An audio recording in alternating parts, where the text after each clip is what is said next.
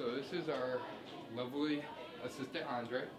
You can tell he's kind of lit up pretty good on this side of his face due to the key light from the outside door. But I think we could do better than that. So the key light comes in, and you can take normal white piece of paper, kind of like cardboard, and you take that key light that's coming in, and you just kind of angle it so, like, look at, you can kind of see it like pushing on his face, getting a little bit lit up here, making it softer shadows. In doing so, creates natural colored shadows to help them separate from the background, because right now with just the key light you just see this side of him and you can't tell the difference between the back wall and him. That's where a backlight comes in. You can turn this on. It's kind of cloudy out today, so you can turn this up a bit. So it creates more harsher shadows, but in doing so with this white piece of paper again, you create it softer by pushing it right up to him. Get that? It makes it look nice and pretty. Now with this backlight, most time, depending on how bright you have it, you don't want it too bright, because too bright you see it just blends him all right in. You don't really want it too strong, so you want to kind of dim it down just a bit, create this highlight so it's like all right here and it like cuts him out. So this wall you can tell is dark, unlike his back. You can see right in here, up and around. So that's why you have a backlight, to separate your person or your subject from the wall. Natural light. Normally you could have like a soft box light right about here at a 45-degree angle, and it comes in, the light comes in, hits your subject at like a 45-degree angle naturally. So it creates that natural light, but it causes too much of a harsh shadow.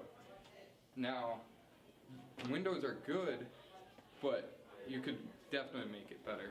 And the way to make it better is using either another softbox lighting or a kind of harder white valence paper. And to do that, you take the key lighting that's coming in from the window, and it comes across, and you just bounce it off through angles. And look at that, look at it. See that harsh shadows right in here? Now it's nice and bright. Alright, so what I've got here is what we call a cookie. It's a series of slots made in a piece of paper. You can use just about anything. You can even use blinds if you have them. You can use bars, like near a park. They have the bars and all that happen on the way. And what you want it used for creating an effect, like say you're having a car pulling in or a garage, and you use it just the way it's being used right now. You can have it be an effect of it opening or closing of a garage. You can have it be you're walking, and you can have it be that like tree outside your window at night, being the reflection of it against your body or silhouette. And that's part of the ways you can use it. You can use it as a moving past you or anything like that. They're very versatile, and they're pretty simple to make.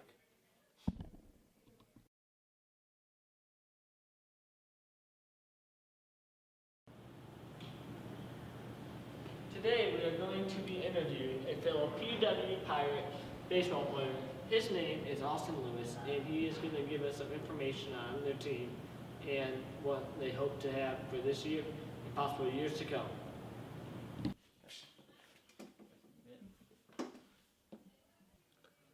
How's last year's season going to progress into this year's when it comes to your guys' baseball team?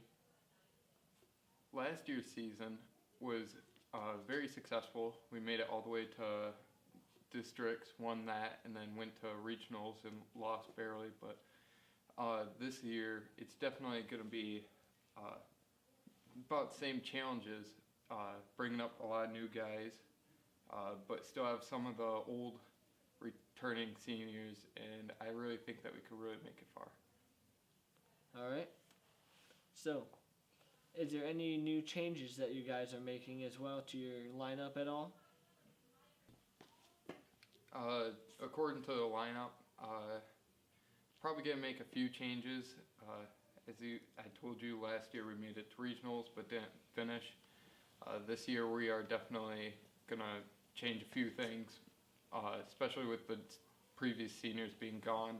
They were a pretty big help, so now our current seniors are gonna have to really step it up. For this coming up season for 2016, how many players are going to be on your roster this year? According to the lineup, probably gonna make a few changes.